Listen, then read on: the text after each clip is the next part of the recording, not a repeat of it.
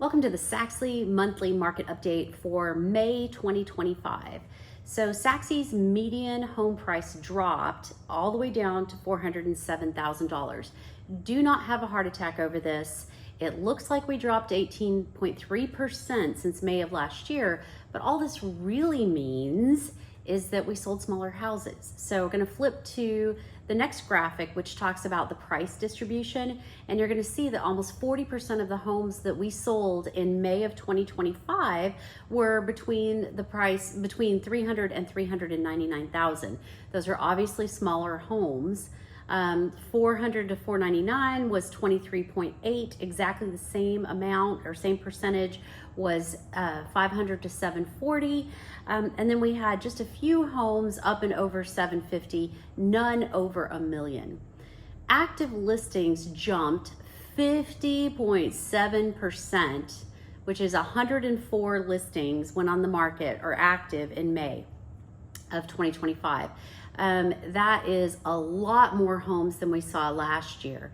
And so we're seeing a lot more inventory on the ground, and that is definitely affecting sales in Sachse. And we'll talk more about that in a little bit. Closed sales jumped almost 5%, which is fantastic because we're seeing some communities where closed sales still is continuing to drop, even with a massive increase in active listings. So Sachse is very healthy from that standpoint. We saw 22 homes close in May, which is honestly pretty fantastic. Days on market has jumped a little bit more.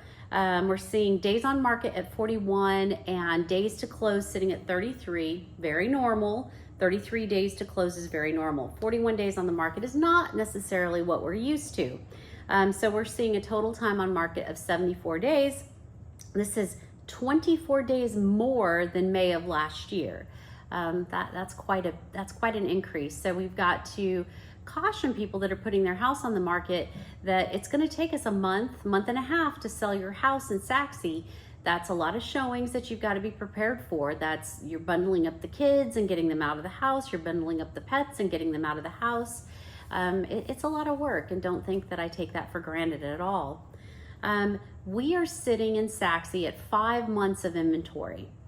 The old philosophy that was anything over or right at 6 months was a balanced market. Anything over 6 months of inventory was a buyer's market.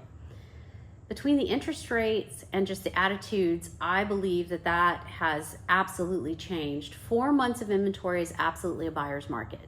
The buyers are making the rules. They're the ones that are guiding the process. We've got to pay attention to what they want. With that being said, I want to take a minute and talk about market matters.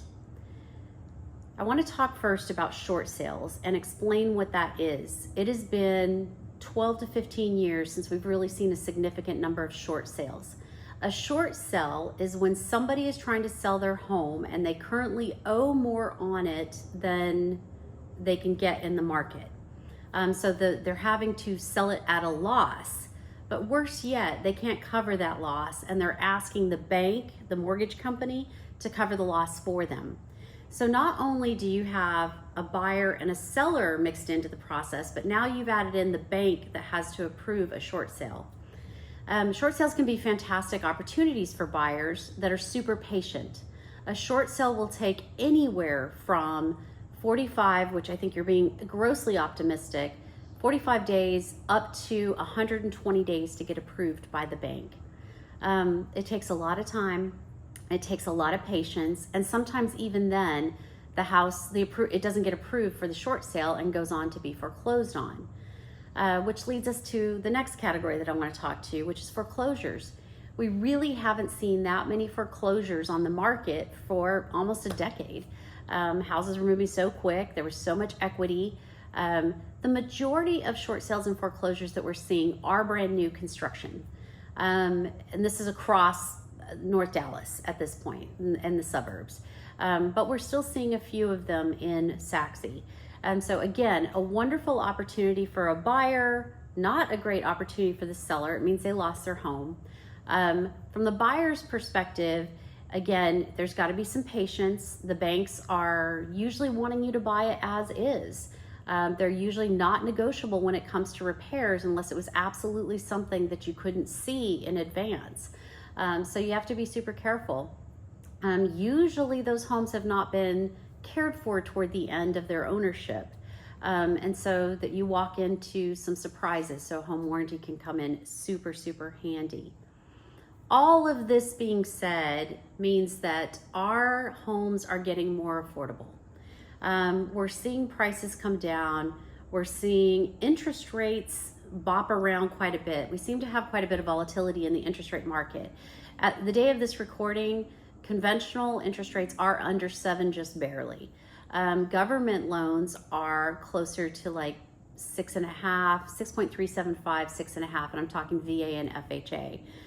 So we're seeing some better interest rates, or at least somewhat stable. I hate saying that because we had a hard pop about a week and a half ago and jumped up and over 7 for just a little bit. That was painful.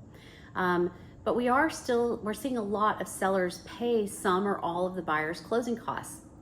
In some cases, we're seeing them buy down the rate for them. This makes affordability much more manageable. And then I also want to talk just a minute about buyers' agents' commissions.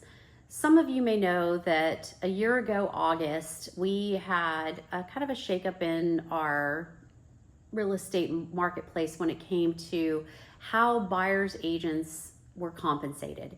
Back in the day, listing agents completely pre-negotiated the buyer's agent's commission, and we posted it in the MLS. It was a sign of cooperation, and it was also a guarantee that the buyer's agents would get paid.